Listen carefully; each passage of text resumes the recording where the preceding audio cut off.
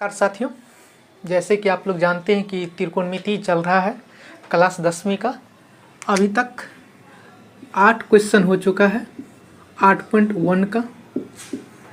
तो आज शुरू करेंगे अपने लोग 9वां नंबर क्वेश्चन से। और 8 क्वेश्चन उम्मीद करते हैं आप लोग समझ गए होंगे। और आज शुरू करेंगे क्वेश्चन नंबर 9। त्रिकोणमिति चैप्टर चल रहा है क्लास 10वीं का। तो आइए देखते हैं क्वेश्चन क्या है।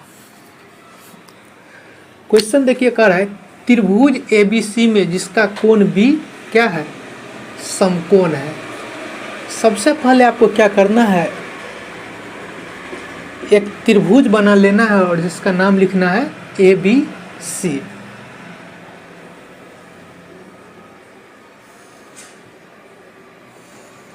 ये त्रिभुज बन गया और इसका नाम रख देते हैं ABC। और B क्या है, समकोण। समकोण का मतलब है B 90 डिग्री है, ठीक। और 90 डिग्री के सामने का भुजा क्या होता है, कर्ण होता है।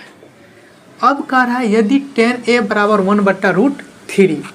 अब देखिए दिया क्या गया है, डाटा क्या दिया गया है, दिया गया है कि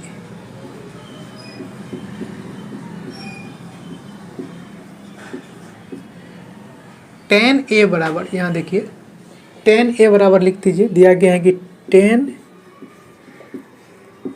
A बराबर 1/√3, ठीक। अब आपको क्या करना है, tan थीटा बराबर क्या होता है, लंब बट्टा आधार। फार्मूला याद होगा, tan थीटा बराबर लंब बट्टा आधार। यहाँ लिख दीजिए लंब बट्टा आधार बराबर में क्या लिख देना है, 1/√3। उसके बाद आप लोग को बताए थे इस बट्टा को अनुपात में बदल देना है। लंब अनुपात आधार बराबर 1/√3। माना कि लंब बराबर कितना हो जाएगा, 1 है तो इसको 1 के लिखिए। और 1 के को आप लिख सकते हैं k, क्योंकि 1 मल्टीप्लाई में k से कीजिएगा तो कोई फर्क पड़ने वाला नहीं है। तथा आधार बराबर कितना है, तथा आधार बराबर हो जाएगा √3k। यहाँ तक समझ गए होंगे आप लोग। अब देखिए आप लोग को करना क्या है, लंब का मान दिया है, आधार का मान दिया है, लेकिन कर्ण का मान नहीं दिया है। तो सबसे पहले आप लोग को कर्ण का मान ज्ञात कर लेना है। आप लोग जानते हैं पाइथागोरस प्रमेय से, पाइथागोरस प्रमेय से क्या होता है, कर्ण स्क्वायर बराबर लंब स्क्वायर जोड़ आधार स्क्वायर। कर्ण का मान नहीं दिया तो कर्ण को कर्ण ही रहने दीजिए, कर्ण स्क्वायर। लंब का मान दिया है k तक k का स्क्वायर। और आधार का मान है √3k तो √3k का स्क्वायर। अब देखिए कर्ण का स्क्वायर बराबर k का स्क्वायर क्या होगा, k स्क्वायर। √3 का स्क्वायर 3 और k का स्क्वायर k स्क्वायर। अब आपको क्या करना है, कर्ण स्क्वायर बराबर 1k स्क्वायर और 3k स्क्वायर कितना हो जाएगा, 4k स्क्वायर। पावर 2 को हटाइएगा तो इससे रूट चढ़ेगा, 4k स्क्वायर। तो कर्ण का मान कितना हो जाएगा, 4 का वर्गमूल 2 और k स्क्वायर का k। इस तरह से कर्ण का मान आ गया कितना, 2k। और यहाँ देखिए लंब कितना है, k, और आधार कितना है, √3k। अब आपको क्या करना है, यहाँ देखिए कर्ण तो ये भुजा हो गया AC, तो इसमें लंब कौन होगा और आधार कौन होगा। तो हम यहाँ पर एंगल A के सापेक्ष दिया है तो एंगल A के सापेक्ष लिखते हैं। A के सामने का भुजा क्या हो जाएगा, लंब। जब ये लंब हो गया, ये कर्ण हो गया, तो ये क्या हो जाएगा, आधार हो जाएगा, ठीक। ये लंब हो गया, ये कर्ण हो गया और ये आधार। अब आपको क्या करना है, सबका मान लिख दीजिए जिसका जितना आया है। लंब का मान देखिए कितना आया है के, तो यहाँ लिख दीजिए के। आधार का मान कितना है √3 के, तो यहाँ लिख दीजिए √3 के। और कर्ण का मान कितना है 2 के, तो 2 के। इस तरह से हमने लंब का मान ज्ञात कर लिए के, आधार का मान ज्ञात कर लिए √3 के, और कर्ण का मान ज्ञात कर लिए 2 के। और हमको क्वेश्चन में देखिए ज़रूरत किसका है, साइन ए का, कॉस ए का, साइन ए का। मतलब एंगल ए में देखिएगा, कोण ए में देखिएगा तो साइन ए का ज़रूरत है और कॉस ए का। और ये फिगर जो है हम ए के सापेक्षी बनाए हैं, क्योंकि ए के सामने भुजा लंब लिखे हैं और इसको आधार, और ये पहले से कर्ण है। तो अब अपने लोग को क्या करना है, साइन ए और कॉस ए का मान ज्ञात कर लेना है। क्या करना है, साइन ए और कॉस ए का मान ज्ञात कर लेना है इस फिगर से, साइन ए और कॉस ए का। तो साइन थीटा बराबर क्या होता है, लंब बट्टा कर्ण। और यहाँ देख लीजिए लंब कितना है, BC लिखना चाहते हैं तो BC लिख दीजिए, और कर्ण कितना है यहाँ पर AC। BC का मान देखिए कितना है K, और AC का मान देखिए कितना है 2K। K से K को उड़ा दीजिए, 1/2। अब ए साइन ए वाला निकाल लिए, अब कॉस ए वाला निकाल लीजिए। कॉस थीटा बराबर आप लोग को पता होगा क्या होता है, आधार बट्टा कर्ण। तो आधार का मान देखिए कितना है √3 के, और कर्ण का मान देखिए कितना है 2 के। के से के को हटा दीजिए, अब हो गया √3/2। इस तरह से साइन ए और कॉस ए का मान ज्ञात कर लिए। अब हमको चाहिए साइन सी और कॉस सी। तो ये फिगर जो बनाए हैं एंगल ए के सापेक्ष, अब हम सी के सापेक्ष छोटा सा फिगर बना लेते हैं जिससे आप लोग को सुविधा होगा। यहाँ देखिए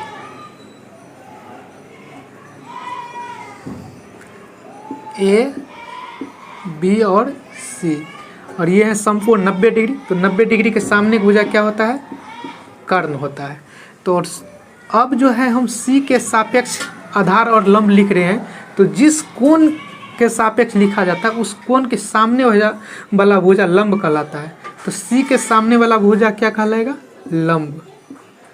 जब ये लंब हो गया, ये कर्ण हो गया, तो ये क्या हो जाएगा, आधार हो गया। अब आप लोग को क्या करना है, जिसका जो मान है वो लिख देना है।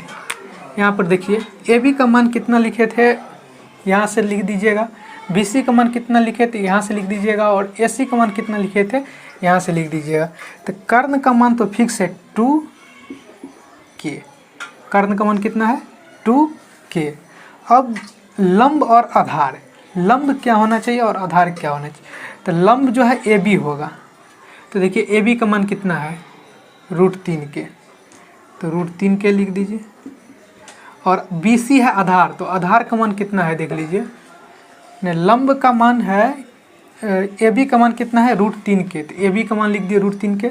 और BC का मान कितना है K था, यहाँ लिख दिए K लिख दिए। अब आप लोग को क्या करना है, साइन सी और कॉस सी का मान ज्ञात कर लेना है। जैसे यहाँ पर है साइन सी और कॉस सी, तो साइन सी और कॉस सी का मान ज्ञात कर लीजिए। तो साइन सी बराबर लंब बट्टे कर्ण। तो लंब का मान देख लीजिए कितना है √3K, और कर्ण का मान देख लीजिए कितना है 2K। लंब का मान है √3K और कर्ण का मान कितना है 2K। K से K को हटा दीजिए, √3/2। तो यहाँ पर आ गया साइन सी का मान √3/2। अब आप लोग को क्या करना है, कॉस सी का मान ज्ञात कर लेना है। तो कॉस सी बराबर क्या होता है, आधार बट्टा कर्ण। और आधार का मान देख लीजिए कितना है K, और कर्ण का मान कितना है 2K। तो यहाँ लिख दीजिए 2K। K से K कैंसिल हो गया, तो क्या हो जाएगा 1/2। इस तरह से साइन सी का मान ज्ञात कर लिया और कॉस सी का मान भी ज्ञात कर लिए। अब आपको क्या करना है, पहला क्वेश्चन और दूसरा क्वेश्चन में वैल्यू रखना है और आंसर निकालना है। तो चलिए एक बार देख लेते हैं क्वेश्चन। इसके बाद कितना नंबर बचा हुआ है, 10 नंबर बचा है और 11 नंबर और 11 नंबर आपका लास्ट हो जाएगा। तो चलिए अब जो है पहला क्वेश्चन और दूसरा क्वेश्चन में सिर्फ वैल्यू रखते हैं और आंसर निकालते हैं। पहला क्वेश्चन क्या है, sign A cos C plus cos A और साइन सी। साइन ए का मान देख लीजिए कितना है, 1/2। कॉस सी का मान देख लीजिए कितना है, 1/2। कॉस ए का मान देख लीजिए कितना है, √3/2। और साइन सी का मान देख लीजिए कितना है, √3/2। एक को 1 से मल्टीप्लाई कीजिए 1, 2 को 2 से मल्टीप्लाई कीजिए 4, √3 को √3 से गुना कीजिए 3, 2 को 2 से गुना कीजिए 4। 4 और 4 का वर्गमूल लीजिए कितना आएगा, 4। भिन्न जोड़ आप लोग को आता ही होगा, 3 1 4/4 कट गया, कितना आया 1। मतलब पहले से ही हम मान निकाल लिए हैं, साइन ए कॉस ए और साइन सी कॉस सी, और इसमें वैल्यू रखते हैं और आंसर निकाल लेते हैं। उसके बाद आपको दूसरा क्वेश्चन जो है क्या है देख लीजिए। दूसरा क्वेश्चन है cos A cos C minus sign ए और साइन सी। अब इसमें भी वैल्यू रखिए, अपने आप आंसर आ जाएगा। कॉस ए का मान देखिए कितना है, कॉस ए का मान है √3/2। कॉस सी का मान देखिए कितना है, 1/2। साइन ए का मान देखिए कितना है, 1/2। साइन सी का मान देखिए कितना है, √3/2। √3 को 1 से गुना कीजिए, √3। 2 को 2 से गुना कीजिए 4, 1 को √3 से गुना कीजिए √3, और 2 को 2 से गुना कीजिए 4। अब आप भिन्न जोड़ भी भिन्न घटाव भी कर सकते हैं, या √3/4 में से √3/4 गया तो 0 भी लिख सकते हैं। या कितना स्टूडेंट 4 4 लघुत्तम लीजिएगा तो √3 माइनस √3 0/4 बराबर 0, लेकिन आंसर सेम ही आएगा। तो इस तरह से आप लोग का क्वेश्चन जो है कितना नंबर था, 9 नंबर ख़त्म हो गया। आप लोग इसको नोटबुक पर नोट कर लीजिए।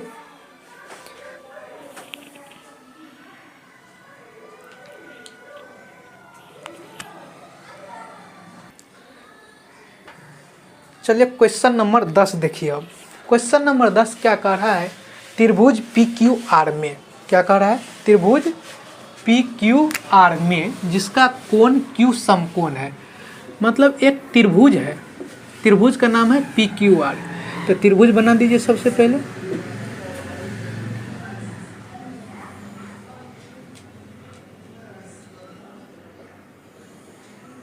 त्रिभुज बना दिए P Q और R, और कह रहा है Q समकोण है। यहाँ देखिए Q समकोण है, मतलब Q यहाँ है और ये 90 डिग्री है, और 90 डिग्री के सामने की भुजा क्या कहलाता है, कर्ण कहलाता है। जब ये कर्ण हो गया तब तो QR और PQ में से कोई एक लंब होगा और कोई एक आधार होगा। तो हमको क्वेश्चन देखिए किस एंगल में पूछ रहा है, तो क्वेश्चन पूछ रहा है P एंगल में, P एंगल में। तो P के सामने का भुजा क्या कहलाएगा, लंब। जब ये लंब हो जाएगा तो ये क्या कहलाएगा, आधार। ये क्या कहलाएगा, आधार। अब आपको देखिए PQ का मान कितना दिया है, यहाँ से 5 सेंटीमीटर। तो यहाँ लिख दीजिए PQ का मान 5 सेंटीमीटर। लेकिन PR और QR मिलाकर कितना है, 25। मतलब PR और QR को जोड़िएगा तो कितना सेंटीमीटर है, 25। मतलब दोनों जोड़कर 25 है। पता नहीं कौन कितना है। तो चलिए एक इसको हम मान लेते हैं K मान लेते हैं। जब इसको K मान लिए और ये दोनों मिलाकर कितना है, 25। जब 25 में से ये K ले लिया तो इसके पास कितना बचेगा, 25 माइनस K बचेगा। ठीक, अब यहाँ समझ लीजिए अच्छा से। हम क्या किए हैं, सबसे पहले क्या किए, माना कि PR बराबर K मान लिए। और चूंकि दिया है, क्या दिया है, पी आर जोड़ क्यू आर बराबर बराबर 25। जब पी आर इसमें के हो गया तो क्यू आर कितना हो जाएगा 25 माइनस के, मतलब क्यू आर हो जाएगा 25 माइनस के। यही लिख दिए क्यू आर का मान 25 माइनस के, मतलब पी आर और क्यू आर दोनों जोड़कर 25 रुपया था। अब 25 रुपया में से एक के रुपया ले लिया तो इसके पास कितना बचेगा 25 माइनस के रुपया बचेगा। वही क्यू आर का मान आ गया 25 माइनस के। अब क्या करना है, समकोण त्रिभुज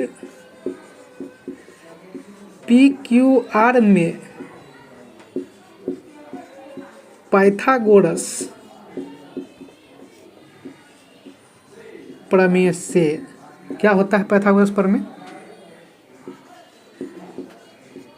कर्ण स्क्वायर बराबर लंब स्क्वायर जोड़ आधार स्क्वायर। सब का मान रख दीजिए। कर्ण का मान देखिए कितना है, पी आर है तो यहाँ लिख दीजिए पी आर स्क्वायर। लंब का मान देख लीजिए कितना है, क्यू आर है तो यहाँ लिख दीजिए क्यू आर का स्क्वायर। और आधार का मान देखिए कितना है, पी क्यू, तो यहाँ लिख दीजिए पी क्यू। सब का वैल्यू रख दीजिए। पी आर को देखिए क्या मान लिए हैं, के, तो यहाँ लिख दीजिए के का स्क्वायर। क्यू आर का मान कितना है, क्यू आर का मान देखिए कितना है 25 माइनस के, और यहाँ भी है 25 माइनस के का होल स्क्वायर। पी क्यू का मान कितना है 5, तो यहाँ लिख दीजिए 5 के स्क्वायर। तो के स्क्वायर और ए माइनस बी का होल स्क्वायर होता है ए स्क्वायर जोड़ b square minus 2ab plus 25। 5 के स्क्वायर 25 और a माइनस बी का होल स्क्वायर ए स्क्वायर जोड़ बी स्क्वायर माइनस 2ab। के स्क्वायर 25 के स्क्वायर कितना हो जाएगा 625 के स्क्वायर 25 दूनी 50 और के से गुना कीजिएगा तो 50 के प्लस 25। अब आपको क्या करना है, के स्क्वायर से के स्क्वायर कैंसिल हो गया और 50 के को इस साइड लाइए, बराबर के इस साइड लाइए 50 के को। जैसे ही 50 के को इस साइड लाइएगा तो ये हो जाएगा प्लस में 50 के। 625 और 25 को जोड़ दीजिए कितना हो जाएगा 650। 0 से 0 कैंसिल, 5 से इसको काटिएगा 13 पंचे 65, मतलब के का मान कितना आ गया 13 आ गया। जब के का मान 13 आ गया, यहाँ देखिए जब इस के का मान 13 आ गया तो यहाँ लिख दीजिए 13 सेंटीमीटर। और लंब क्यू आर है और क्यू आर बराबर देखिए यहाँ कितना है, क्यू आर बराबर 25 माइनस के। तो 25 और माइनस के का मान कितना है 13, 25 में से 13 घटाइए तो 12, तो क्यू आर बराबर कितना हो गया 12, मतलब क्यू आर का मान हो गया 12 और पी आर का मान कितना हो गया 13 सेंटीमीटर और पी क्यू का मान कितना है 5 सेंटीमीटर। इस तरह से हम सभी का वैल्यू निकाल लिए और इसका वैल्यू कितना आ गया 25 माइनस के का मान कितना आ गया 12, तो यहाँ लिख दीजिए 12 सेंटीमीटर।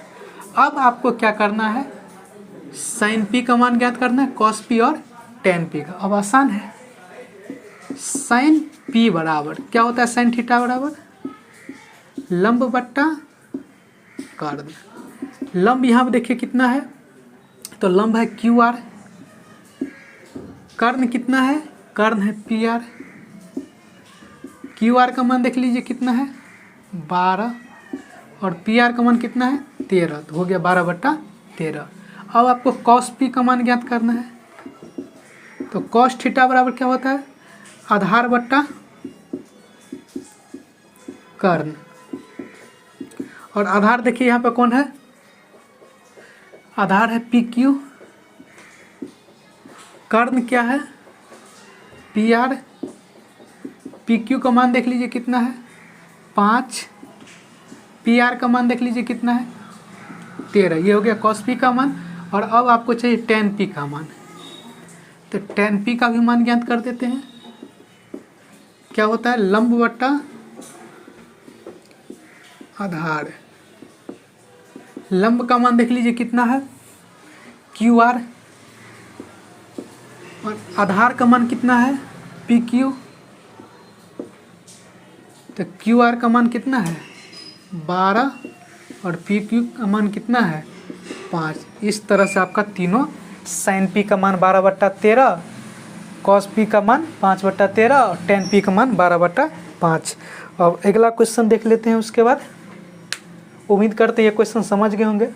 अगर नहीं समझिएगा तो एक बार कमेंट बॉक्स में कमेंट कीजिएगा, उसे सुधार करने का प्रयास करेंगे। उसके बाद एक क्वेश्चन और लास्ट रह जाएगा, थोड़ा हट जाते हैं आप लोग, लिख लीजिए।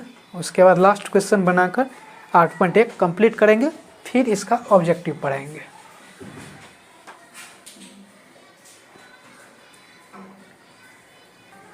चलिए क्वेश्चन नंबर 11 देखिए। ये 5 को ऑब्जेक्टिव है, बताना है सत्य है कि असत्य है। उसके बाद इस चैप्टर को एंड कर लेंगे। उसके बाद इस चैप्टर के ऑब्जेक्टिव पढ़ाएंगे। कहता है क्वेश्चन की बताइए कि निम्नलिखित कथन सत्य है या असत्य, कारण से तो अपने उत्तर की पुष्टि कीजिए। कह रहा है बताइए कि निम्नलिखित कथन सत्य है या असत्य। आपको बताना है ये कथन जो दिया गया 5 को, कौन कौन सत्य है और कौन कौन असत्य है। अब इसको देखिए, कहता है tan a का मान सदैव 1 से कम होता है। सदैव 1 से कम का मतलब tan a का मान हमेशा 1 से कम होता है, लेकिन ऐसा नहीं है। ये स्टेटमेंट गलत हो जाएगा, क्योंकि tan 45 का मान देखिए कितना हो जाता है 1। ये कह रहा है ना सदैव 1 से कम होता है। tan 0 का मान तो होता है 0, tan 0 डिग्री का मान तो 0 डिग्री होता है। tan 45 का मान 1, और देखिए tan 60 डिग्री का मान होता है √3, और √3 लगभग कितना है 1.73। ये कह रहा है 1 से कम होता है, लेकिन देखिए tan का मान 1 से ज़्यादा भी हो रहा है, 1.73 भी हो रहा है, 1 भी हो रहा है और 0 भी हो रहा है। मतलब tan का मान 1 से कम भी हो सकता है, 1 के बराबर भी हो सकता है और 1 से अधिक भी हो सकता है। लेकिन यह कह रहा है नहीं, हमेशा 1 से कम होता है, इसीलिए कथन क्या हो जाएगा असत्य।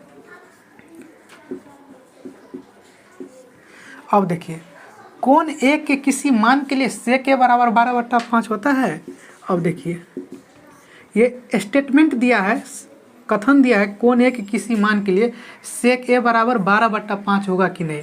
तो ये है sec a बराबर कितना है 12/5, और आप लोग जानते हैं sec थीटा बराबर क्या होता है कर्ण बट्टा आधार। और याद रखिएगा समकोण त्रिभुज में हमेशा कर्ण सबसे बड़ी भुजा होता है। देखिए कर्ण 12 है, आधार 5 है, इसीलिए यह कथन क्या हो गया सत्य हो गया, क्योंकि कर्ण सबसे बड़ी 12 और कर्ण से छोटा होता है आधार, तो आधार छोटा है 5 है। तीसरा देखिए cos a कोण a के कोसेकेंट के लिए प्रयुक्त संक्षिप्त रूप है। देखिए cos a जो है कोसेकेंट के लिए, कोसेकेंट का संक्षिप्त रूप नहीं है, संक्षेप रूप नहीं है।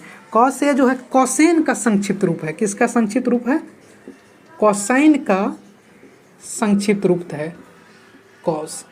कोसाइन का संक्षिप्त रूप है कोसाइन, sin कोसाइन का संक्षिप्त रूप है cos, जबकि ये कह रहा है cos का संक्षिप्त रूप कोसेकेंट के लिए, कोसेकेंट के लिए नहीं है, किसके लिए है कोसाइन के लिए आता है cos, लेकिन ये गलत लिखा है, इसीलिए कथन क्या हो जाएगा असत्य। अब आइए यहाँ पर चौथा कह रहा है cot और a का गुणनफल है नहीं। जैसे आप मान लीजिए cot ये 45 डिग्री जो लिखते हैं, तो cot गुने 45 डिग्री नहीं है, ये इकट्ठे आता है हमेशा cot 45। उसी तरह cot a हमेशा साथ आएगा, ना कि cot और a आएगा अलग अलग, दोनों साथ रहेगा, दोनों मिलकर साथ लिखा जाता है एंगल के साथ, इसीलिए यह कथन क्या हो जाएगा असत्य।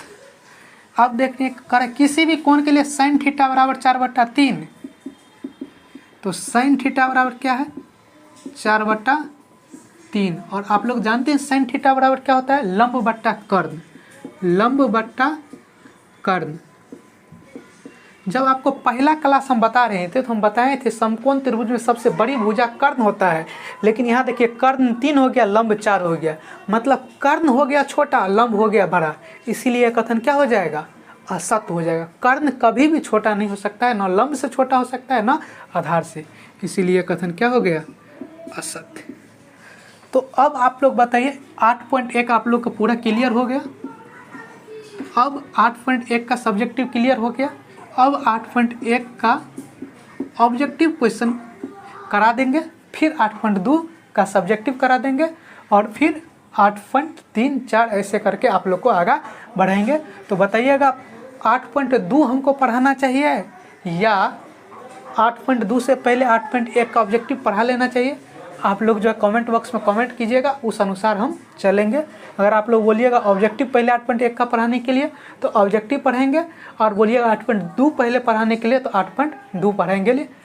तो आप लोग नोट कर लीजिए, और आज का क्लास यहीं पे ख़त्म करेंगे।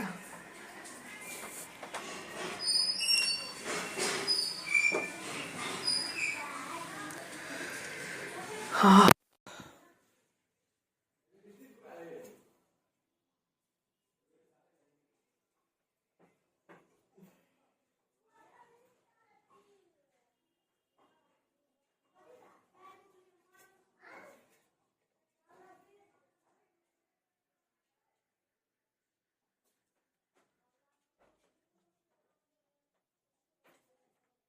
समझो